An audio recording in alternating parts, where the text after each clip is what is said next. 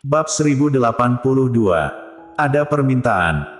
Ketika keduanya keluar, Arthur Xiao menunggu di luar. Melihat keduanya keluar, dia melangkah maju dan memberi mereka air. Bagaimana, Nyonya muda? Audrey Han tersenyum dan mengangguk, tetapi segera memikirkan sesuatu. Setelah melirik Gita di sebelahnya, Arthur Xiao segera mengerti. Jangan menatapku, toh, aku hanya memohon dengan santai. Lagian aku tidak sengaja menjatuhkan semua nomor itu, mungkin telah membuat Bodhisattva marah. Suara Gita terdengar bosan dan sangat tertekan. Dia menundukkan kepalanya, tidak marah ataupun aktif sama sekali. Arthur Xiao merasa jika dia adalah binatang kecil, kedua telinganya seharusnya sudah terjatuh saat ini. Memikirkannya saja, dia merasa sangat garang. Arthur Xiao bahkan merasa dirinya bisa menarik telinga dengan tangannya. Tentu saja, pada kenyataannya, dia tidak punya telinga untuk ditarik. Tapi, dia tidak bisa menahan diri untuk tidak mengulurkan tangannya, dengan lembut memegang kepala Gita dengan telapak tangannya yang besar. Meminta petunjuk undian saja bisa membuatmu sangat sedih. Itu hal yang tidak diketahui. Bagaimana kamu bisa tahu jika itu akan terjadi jika kamu tidak bekerja keras? Gita ingin menatapnya, tetapi ketika dia mengangkat matanya, dia tiba-tiba melihat bayangan ungu muda di sakunya. Dia tanpa sadar mengulurkan tangan dan meraihnya. Nomor undian yang diminta Arthur Xiao diambil olehnya dengan cara ini.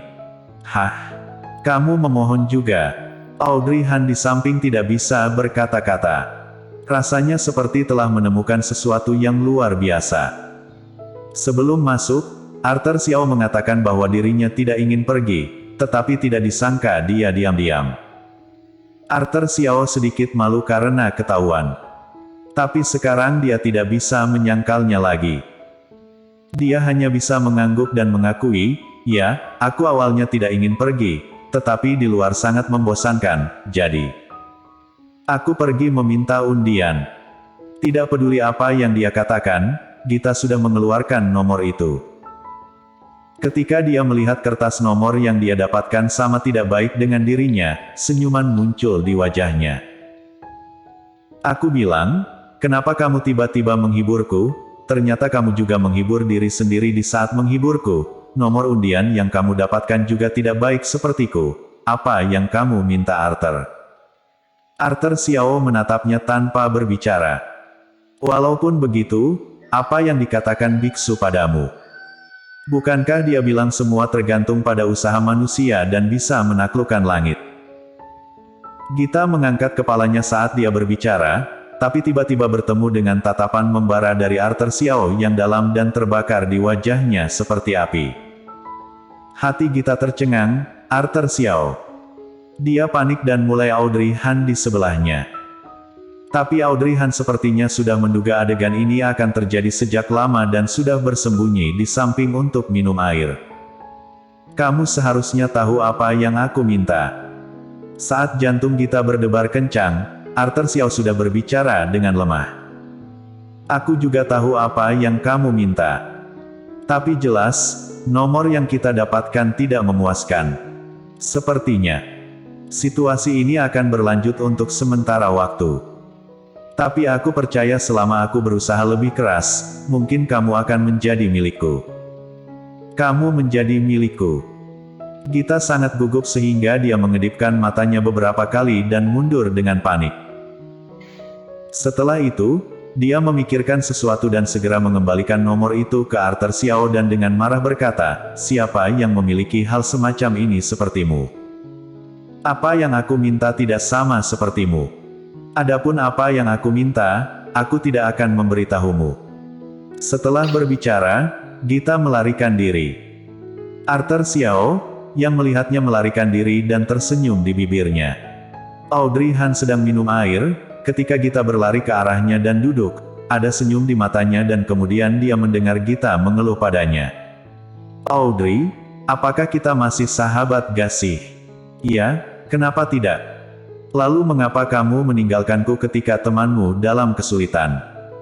Kamu masih duduk di sini dan minum air dengan santai, kamu tidak punya hati nurani. Teman dalam kesulitan. Audrey Han menoleh, matanya yang indah dipenuhi dengan senyum. Aku tidak melihat ada kesulitan, tetapi aku melihat seorang pria. Sebagai teman baikmu, ketika ada yang dekat denganmu, aku tentu ingin menciptakan lebih banyak waktu dan ruang untukmu. Gita mengerutkan bibirnya dengan marah. Dekat apanya? Aku tidak membutuhkannya. Aku akan bekerja keras untuk membuka toko di masa depan, jadi tidak membutuhkan siapapun yang dekat denganku. Audrey Han tersenyum tetapi tidak mengatakan apa-apa. Tapi dia benar-benar mendapatkan nomor yang tidak baik sepertiku. Aku tiba-tiba merasa bahwa dia juga tidak beruntung sepertiku dan aku juga bukan orang yang paling sial.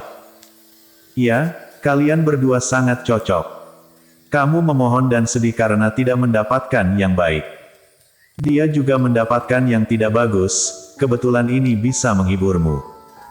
Gita, kamu bilang ini lagi, Audrey, kamu benar-benar semakin nakal belakangan ini. Adakah? Tentu saja kamu tidak akan mengakuinya, kata Gita. Sudahlah, jangan marah lagi, kita akan turun gunung. Audrey Han melirik langit yang gelap dan memperkirakan langit sudah malam ketika dia turun gunung, tetapi ketika dia naik, dia melihat ada lampu jalan di kedua sisi jalan gunung dan penurunannya akan jauh lebih cepat daripada menanjak, jadi cukup setengah jam. Ya, apakah kamu tidak perlu istirahat lagi? Kamu tampaknya tidak memiliki masalah di sepanjang jalan, tetapi kamu adalah wanita hamil, apakah kamu terlalu memaksakan energimu?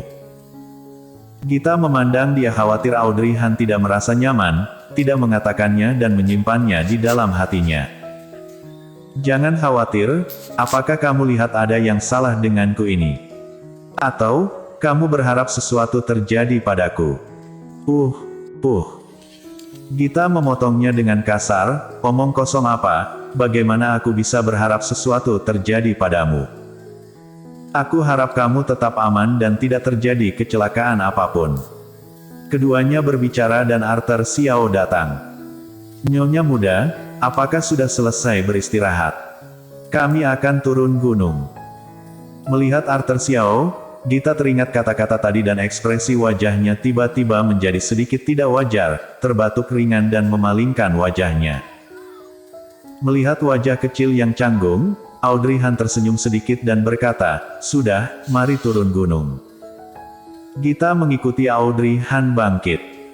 Ketika dia naik gunung, dia tidak memiliki kekuatan untuk mendukungnya. Ketika dia turun gunung, Gita berjalan menempel pada Audrey Han dan kemudian menjauh dari Arthur Xiao. Benar saja, ketika sudah setengah jalan, hari sudah gelap dan lampu jalan sudah dinyalakan. Ada banyak orang turun gunung. Ketika mereka turun gunung, Gita mencengkeram perutnya. Aku sudah lapar, ayo kembali makan. Mereka kembali ke hotel dan kembali ke kamar mereka untuk beristirahat setelah makan. Audrey Han dan Gita berada di kamar yang sama. Setelah mandi, dia menelepon Anisong untuk melaporkan keselamatan dan kemudian bertanya tentang situasi Golden Ye. Jangan khawatir, hari ini sudah larut. Istirahatlah yang baik dan kembalilah besok ketika kamu sudah cukup istirahat. Tidak ada sesuatu yang terjadi pada Golden, Bibi akan menjaganya untukmu. Terima kasih Bibi atas kerja kerasnya, aku akan kembali besok. Bersambung.